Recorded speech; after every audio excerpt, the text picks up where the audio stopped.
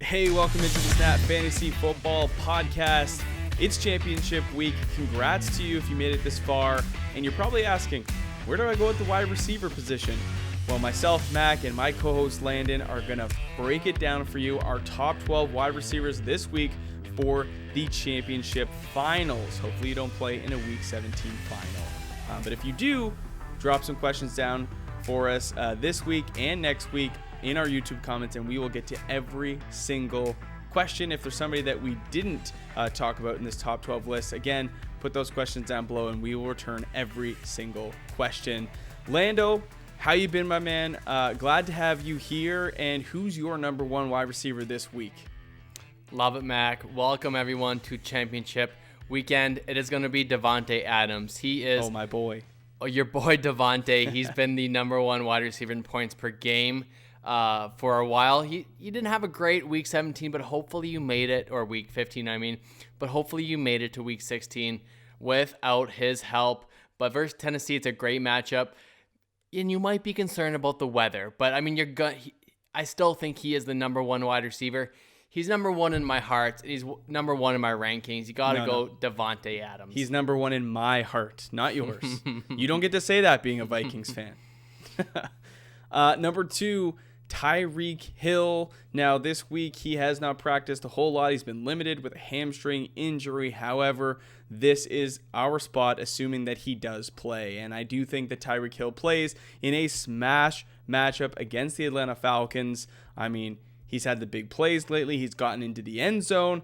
Tyreek Hill's giving you everything that you need, and I think he delivers in championship week if he is healthy. My third wide receiver is going to be DeAndre Hopkins. I'm expecting Kyler Murray to have a great week as well, and DeAndre Hopkins is that recipient. He really bounced back this past week, and I'm expecting Kyler to have to throw the ball a ton.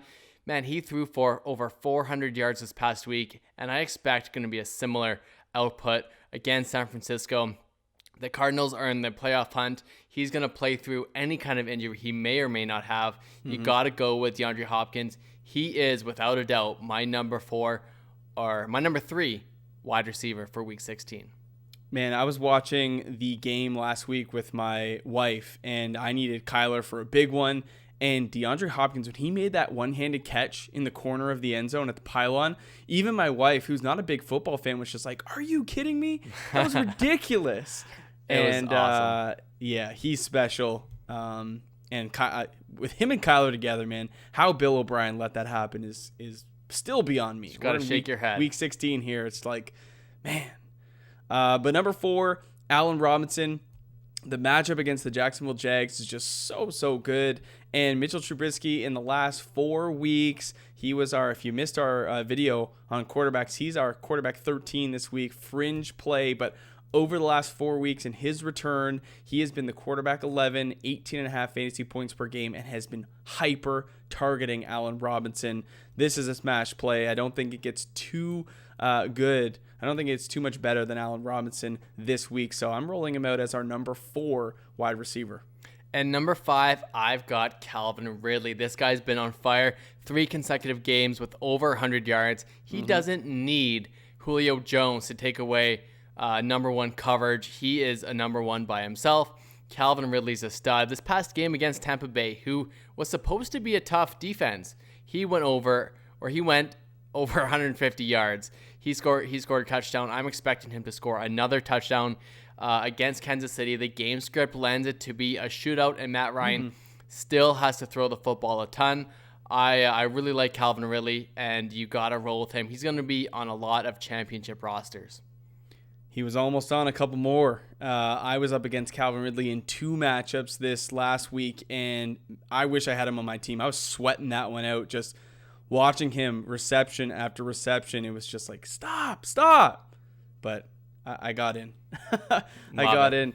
DK Metcalf comes in next for us, and he's really become the alpha for Russell Wilson. Tyler Lockett has not been what you have needed down the stretch. Started off the season super good, was the wide receiver 2 in the first half of the year, but it's really been DK Metcalf, been the most reliable, been the most consistent for you, and almost matchup proof. Now, he'll probably draw Jalen Ramsey for the majority of this game, but DK got the best of him the last time they met, and I expect him to get the best of him this time again. So DK Metcalf, big playability, touchdown upside. I really like DK Metcalf here for a top 6 wide receiver on the week.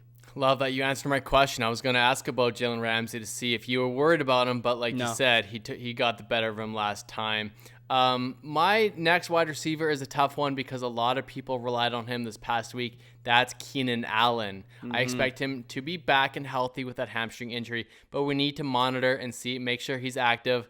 There's really not a big reason why the Chargers should roll out Keenan Allen, but if he plays, you got to play your stud in this scenario. It's a really good matchup against Denver. Keenan Allen, he's just one of those studs you got to play, kind of like Stephon Diggs. Both guys are banged up. You just have to start them if they're active. It hurts, and maybe, hopefully, you're not one of those players that lost out of the playoffs because of Keenan Allen.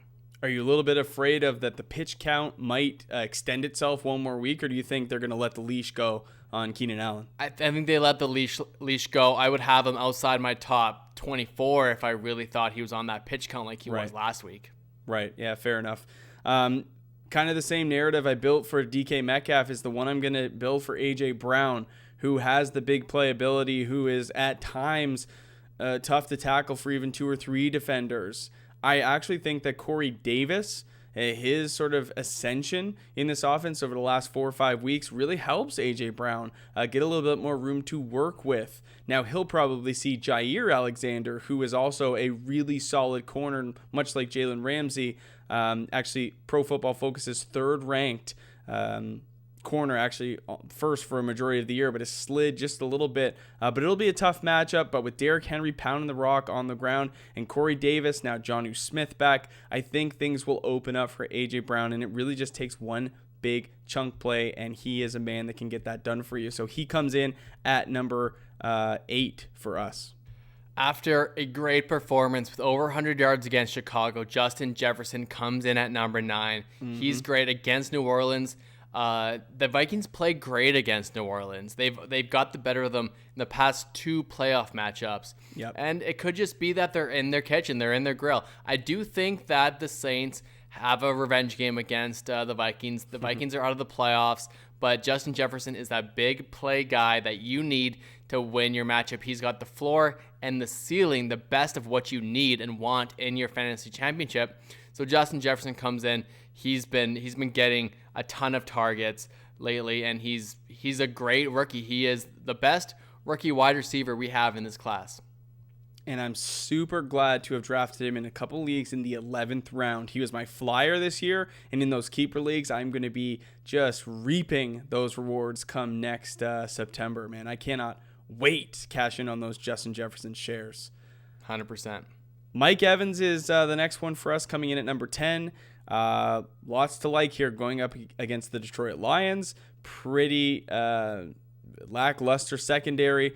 Mike Evans has been sort of the most reliable guy for Tom Brady. Antonio Brown in and out. They've kind of mixed in Scotty Miller because AB's been up and down. Chris Godwin's been in and out of the lineup, and Mike Evans has been the staple. And now with the run game, or the lack thereof, falling on the shoulders primarily of Leonard Fournette, we've seen he's between the 20s, not the guy, not the one to move the ball. They're moving it through the air. And Mike Evans will continue to be that big catch radius guy, throw it up and I'll go get it. Doesn't give you much after catch, but he's a touchdown, red zone monster, and Tom Brady should be able to exploit those mismatches Mike Evans presents a ton this week in a nice dome game against the Lions.